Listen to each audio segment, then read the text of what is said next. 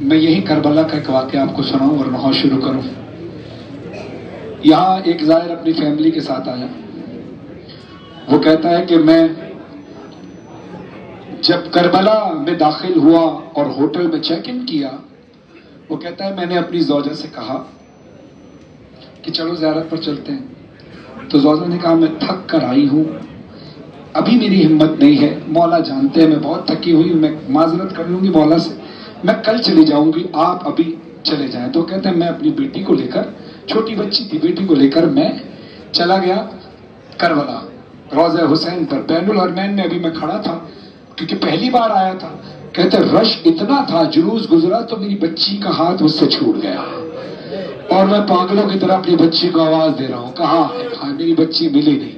جب میں بالکل بے بس ہو گیا تو میں نے ابو الفضل عباس علمدار علیہ السلام کے روضے کی طرف نگاہ کر کے کہا عباس اچھا استقبال کیا ہے اپنے زائر کا، تیرے روضے پر آتے ہی میری بیٹی کھو گئی.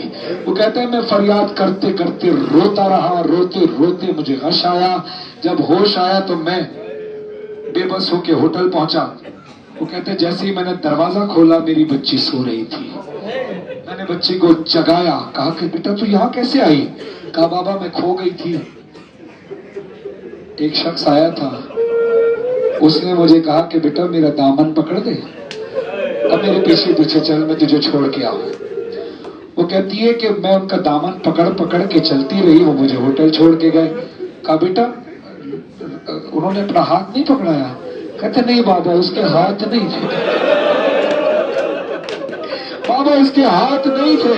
اور وہ مجھے کہہ رہے تھے کہ اپنے بابا سے کہنا کہ جب سے میری سکینہ کربلا میں کھوئی تھی اب کسی کی بچی کو پاس کھونے نہیں دے.